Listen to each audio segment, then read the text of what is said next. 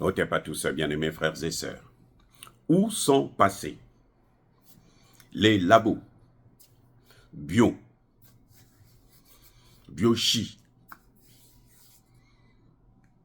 des Américains en Ukraine?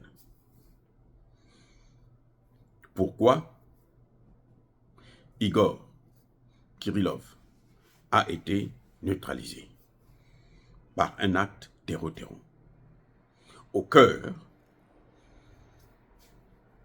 de Moscou? Qu'est-ce qui s'est passé? Eh bien, on revient encore à l'Afrique. Vous allez me dire que, mais toi, tu as l'impression que tout se passe seulement, c'est tout ce qui se fait dans le monde, c'est pour l'Afrique. Eh bien oui. Eh oui, les amis, l'Afrique, là, ils veulent l'Afrique sans les Africains. Parce qu'on a découvert que jusqu'à présent, l'Afrique est le seul continent qui regorge des matières premières incontournables et incommensurables. Je veux dire que il est démontré aujourd'hui que les richesses de l'Afrique ne sont pas encore découvertes à plus de 50%. On a encore autour de 30-40% des richesses de l'Afrique qui ont été découvertes. Quand les gens parlent là, de la richesse en Afrique, là, c'est d'abord ça. Donc, pourquoi on l'a tué? Mais parce qu'il a trahi le secret. C'est lui qui a découvert les labos de ce qu'il faisait.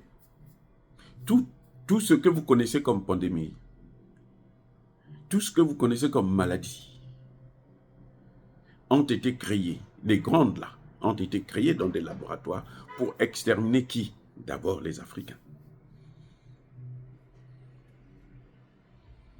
Vous voyez que aujourd'hui, même le VIH est plus ou moins maîtrisé, stoppé chez eux, mais en Afrique, ça continue encore à évoluer.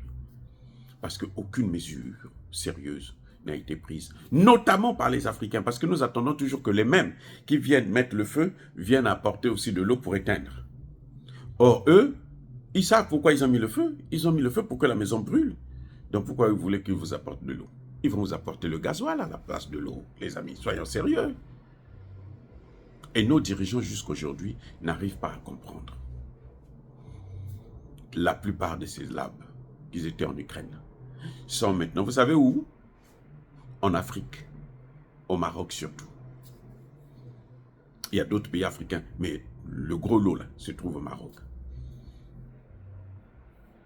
Donc quand je vois le Maroc aller négocier avec le Burkina Faso pour dire on va vous aider, avec le Mali, avec le Niger, je dis nos ministres des Affaires étrangères là, réfléchissez un peu, parce vous devrez arrêter de jouer avec la vie des ressortissants de l'AES. Parce que vous voulez de l'aide. On ne peut pas vivre de l'aide dans ce monde-là. On doit vivre de ses propres moyens. Vaut mieux vivre pauvre maintenant, durement maintenant, pour que demain nous puissions vivre mieux. Donc arrêtez d'aller quémander. L'aide en politique n'a jamais été politiquement neutre.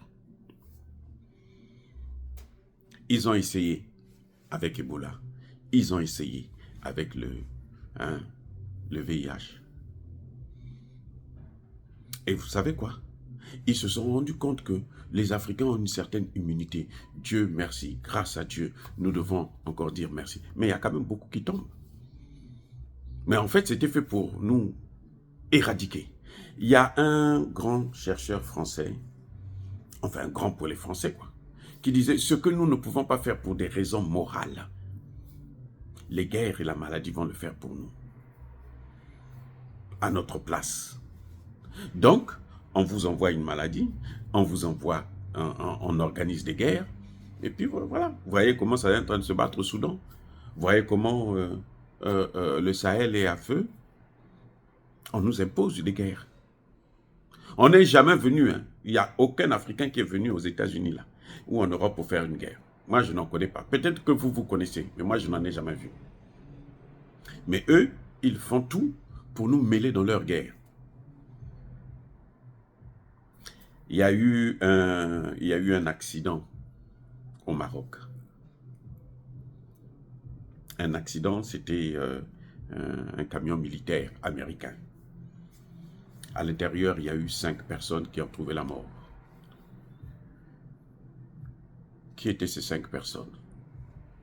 C'était en fait des Ukrainiens qui travaillaient pour des labs. Au Maroc. Hein.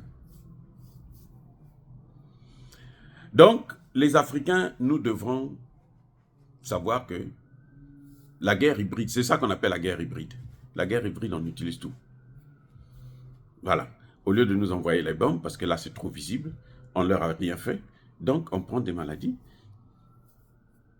On dit que la maladie, là, qui nous a poussé dans le confinement, là, hein, ça a été développé, là. Ce n'est même pas en Chine, mais en Ukraine. D'après certains experts, ça a été développé en Ukraine.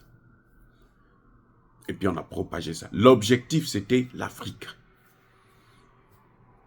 Dieu merci, eux-mêmes, ils ont eu plus de dégâts que nous. Parce que tout le continent africain, on a eu à peine 30 000 qui ont été neutralisés. Paix à leur âme, parce que c'est des innocents qui sont tombés. Alors qu'un pays comme la France seulement est allé à plus de 100. Plus de 100 000, je veux dire. Les États-Unis, plus d'1 million. Et ça continue encore jusqu'aujourd'hui à faire des dégâts. Le rapport du Sénat américain est accablant. Il reconnaît que ce n'était pas quelque chose de naturel. On s'attendait, même les Nations Unies, le secrétaire général de l'ONU pleurait. Enfin, des larmes de crocodile, quoi. Il faisait exprès de pleurer pour dire « Oh, l'Afrique va exterminer, l'Afrique va disparaître. » Ils sont surpris que l'Afrique est encore debout. Parce que l'homme noir a une protection divine que personne ne maîtrise. Ça, ce n'est pas Jésus, parce que eux aussi y croient. Hein. Ce sont eux qui nous ont amenés d'ailleurs, la spiritualité que nous pratiquons là, en gros là. Ce sont eux qui nous ont amenés ces religions. Mais ils sont tombés eux-mêmes.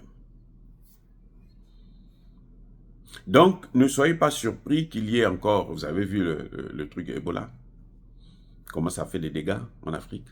Après, qu'est-ce qui s'est passé? Ça a été maîtrisé. Le VIH a été expérimenté en RDC. C'est pour ça que j'attire encore l'attention du président Tshisekedi et de toutes ses équipes. Tous ces hommes politiques corrompus qui pour rien du tout, ministres ou quoi, allez, ils donnent des autorisations et tout. Ça a été expérimenté en RDC. C'était pour ravager. Malheureusement, on s'est rendu compte qu'une femme qui porte la maladie, qui a des rapports sexuels avec son mari, qui n'est pas, qui ne sont pas protégés, le mari n'est pas atteint, et vice-versa. Ils sont allés faire des expériences sur des prostituées au Kenya, pareil. Donc en ce moment, ils sont en train de chercher quelle est la plus grande parade des Africains, comment il faut être capable de les atteindre aussi. Et là, ça peut passer par le VAC, ça peut passer par tout ce que vous appelez, tout ce qu'on vous donne comme mesure de protection, tout est calculé, en fait, pour vous créer plus de problèmes que de les résoudre. Donc l'Afrique doit s'attendre à beaucoup de problèmes. Eh oui. Et nos dirigeants doivent se réveiller pour prendre conscience de l'avenir de leurs enfants, de leur population. Soyez bénis.